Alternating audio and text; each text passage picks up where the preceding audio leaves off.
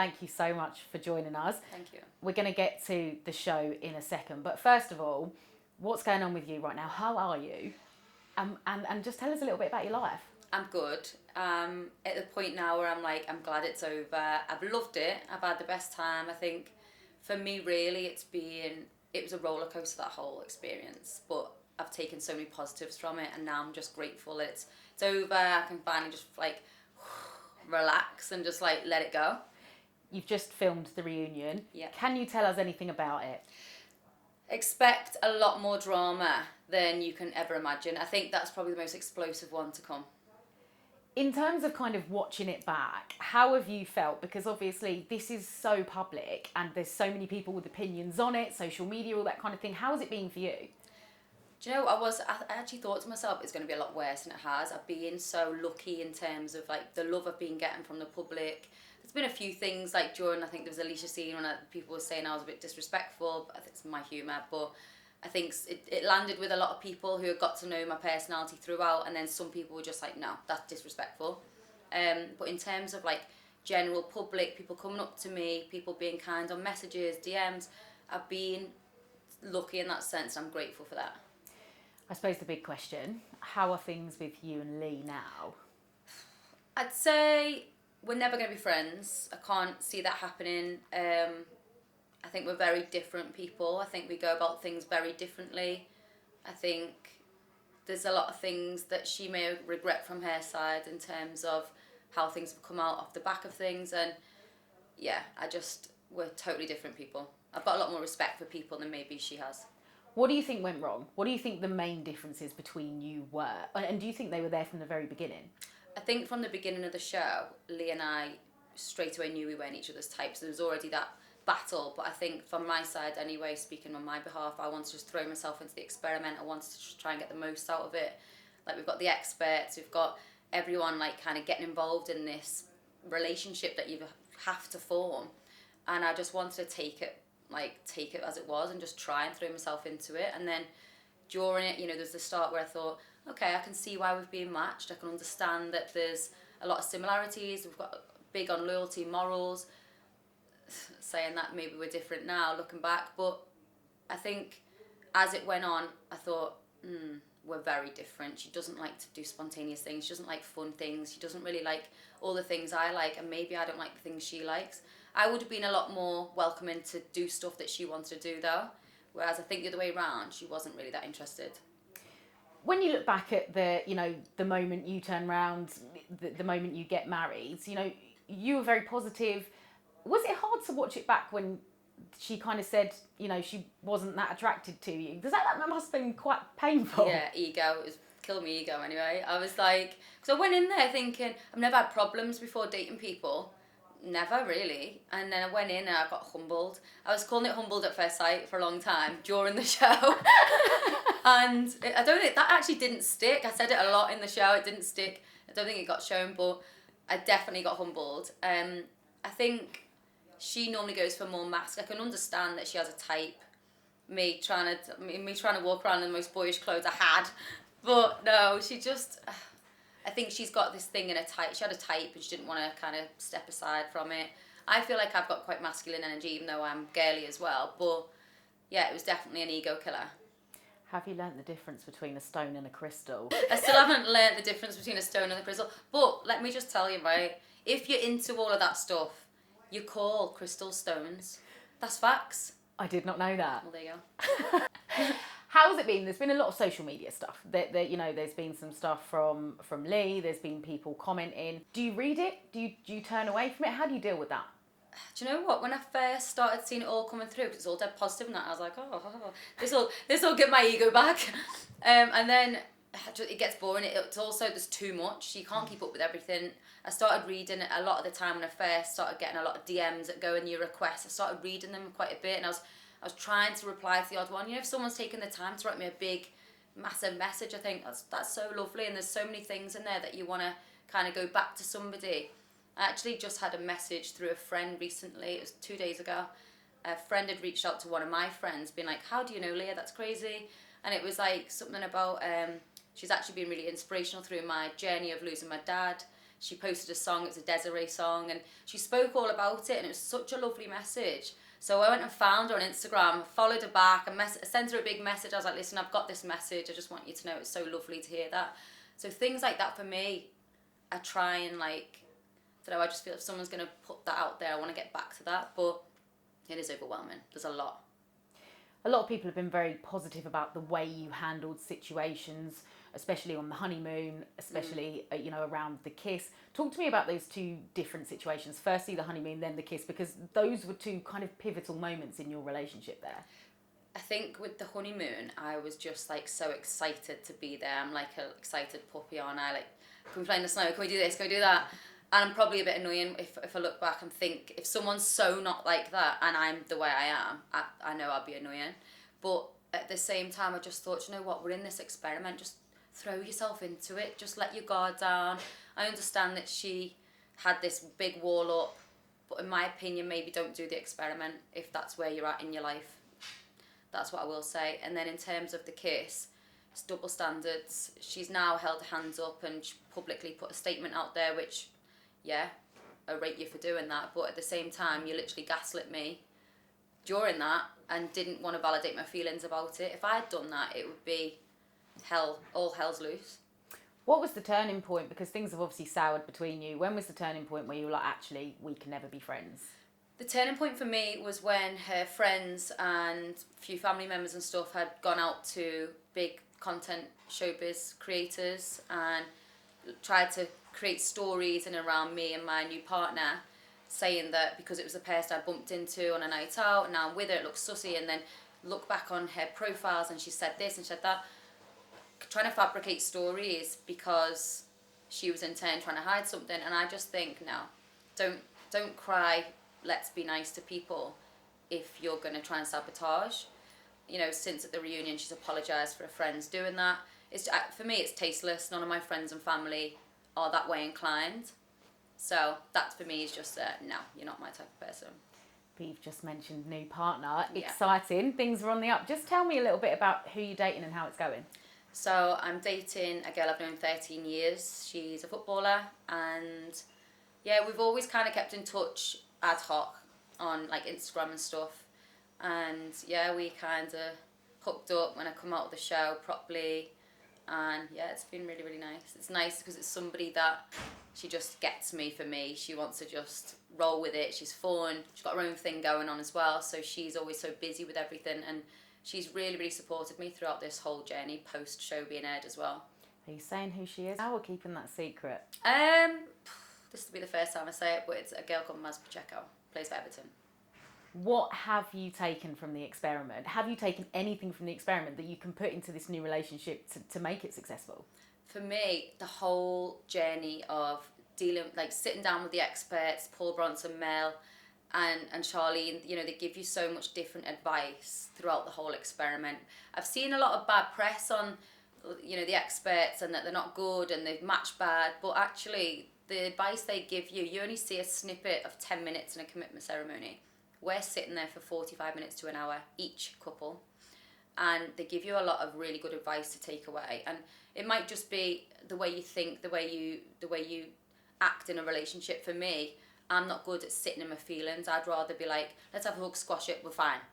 Whereas, Paul, I think I said it recently in another interview, Paul said to me, you need to allow the other person to sit in their feelings. And I'm like, but why? I don't get it.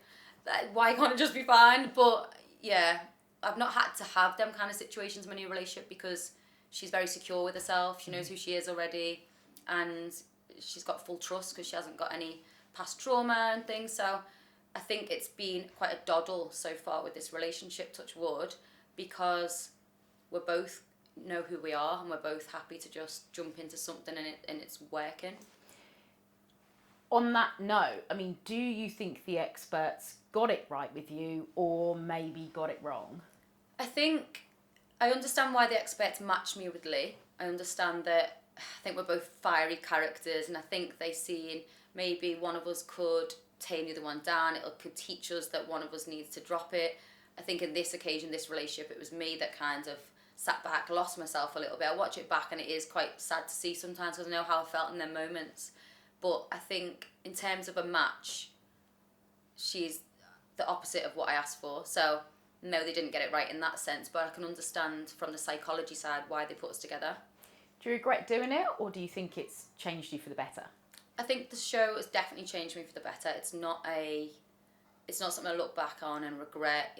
I've come out with so many positives. I've learned a lot about myself. I've recently just come out and told the whole story of I came out and got assessed. And yeah, I got diagnosed autistic and ADHD. So that's huge at 36 to find that out about myself. And I would never have done that had I hadn't done the show. So even that in itself, and coming out with the friends I've made, I didn't think I'd go in there and meet the friends I've got. I thought people who do them shows are all a bit, I don't know, a certain type of person that's not my kind of person. And that's why I was so reluctant to do it. You know, I'm not into reality TV. I've never watched it. I'm not really pro reality TV, but I'm so grateful for the people I've met. Did you ever imagine going into this that you'd come out completely changed, I guess, because you have all this kind of relationship knowledge and a diagnosis of ADHD, autism, which means I guess you can understand yourself and the way you act a little bit better. I mean, could you have imagined going into this what it would be like today? I never imagined going into it and coming out like finding all this about myself. I thought I'd go in, I'd meet someone, maybe we'd have like a bit of a relationship. Did I think I was going to find love? Probably not. However, I was going in with an open heart to try and find that. But I never thought, I mean, my friends and family have always said, you're definitely on the spectrum. Since a kid, like everyone's known but me. I was like, no, I'm not. Like everyone has known but me. But I think coming out, and I realised how much I struggled in that experiment. It was so overwhelming. At the dinner party, everyone's shouting over each other. I'm like, ugh. And there was certain things, you know, the welfare on that show were amazing with me. They were like giving me extra support with timing, so I hate sudden change of plan and stuff like that. So yeah, I didn't think I'd come out and learn all this about myself. No way.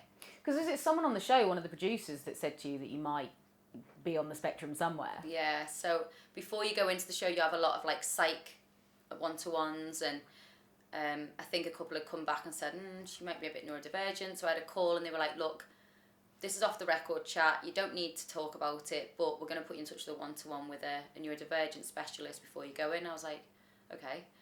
And yeah, she just said, look, if I was going to diagnose you, which I can't today because you need a full assessment, I would say you're part autistic, part ADHD. And I was like, right. And then I got thrown into the show 3 weeks later. So I'm going in like, fuck. I'm literally 36, finding this out, or thinking I know this, going into a show, and I thought, this is all a bit mad. And then I sat on it for a while when I come out, because I know I struggled in there. And then I thought, do you know what, like I might just get assessed. Everyone said I probably should. So I went to a specialist in Rodney Street in Liverpool. They were amazing. It was like 4.5 hour assessment. And yeah, it came back a couple of weeks later that autism and ADHD. And I was just like, I remember reading my results, I was like, there's no way they've got it wrong. And everyone was like, Leah, come on, do you actually not believe that? And now, yeah, I'm educating myself on it, and I'm, yeah. When you look back, do you think you really see fully yourself, or do you feel like any of it was a little bit too scripted for you? Do you know what? I thought these shows were scripted. They're actually not. They're not like, they don't tell you what to say. They don't get me wrong, they put you in situations, i.e., right, you're going to create a date today for Leigh, and they help you make it happen. The big day out, they take you to the destination. This is what we're going to talk about today. They'll never say this, do this, say that. They don't do that. And I thought it would be a lot of that. But I don't think sometimes you get to show your persona. Like for me, I'm quite an outgoing, like fun, I take the piss 24/7 person. You know, I'm never serious. And I don't think you got to see that in there, because everything was quite serious. It was a lot of serious chats, like every day. How do you find Bailey and Beck? How do you find Grace and Ashley? It's just like, I would never talk about couples on the outside world. I'm not interested in people's business, but you've got to talk about it. How much of your own wedding do you get to plan? So that initial thing, do you None.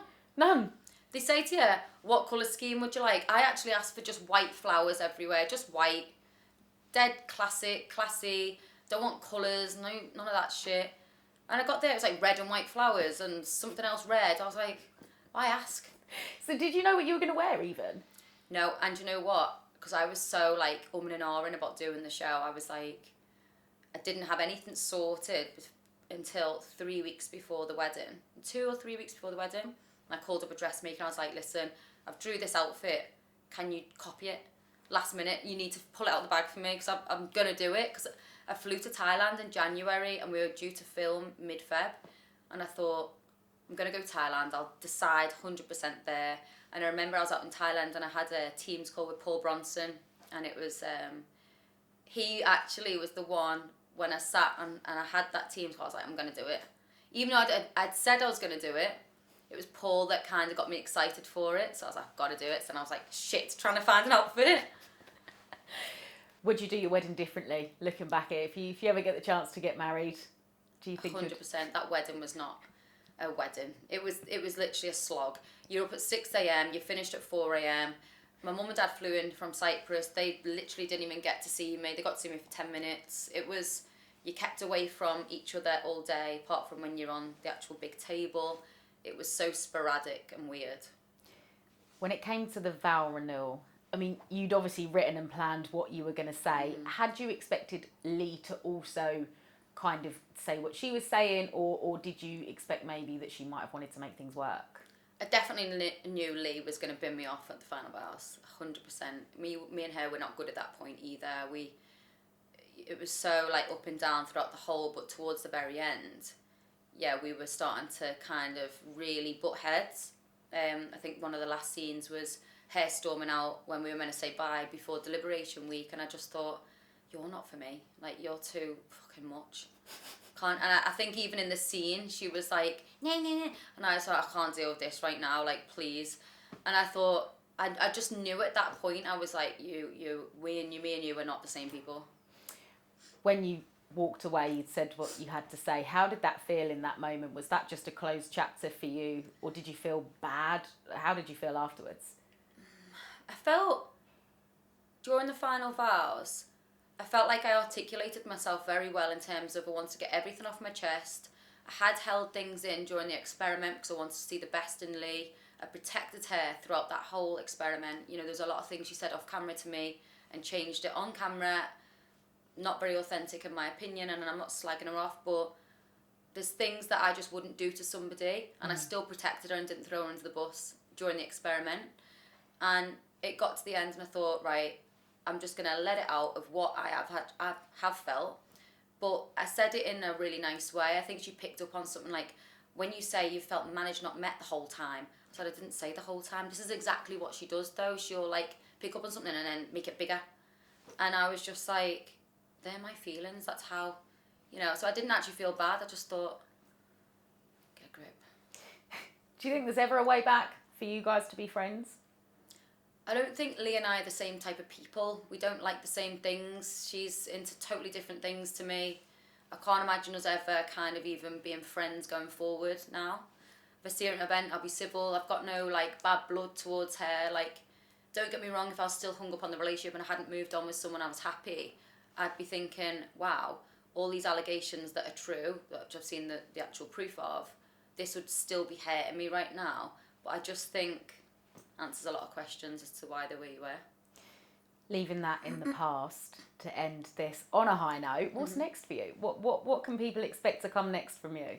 So I've just been kind of working in my consultancy business. I'm trying to do that with clients. I've kind of dropped off a few clients at the moment because I have been busy. I'm launching a supplement business, which I've been working on for like a year. But when I went into the show, it kind of took me back. So I'm 3 months behind that.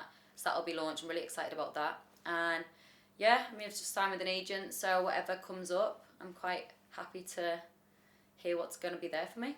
And a new relationship. And a new relationship, which I'm actually happy in. I'm happy that I've met someone that is fun and like just lets me be me.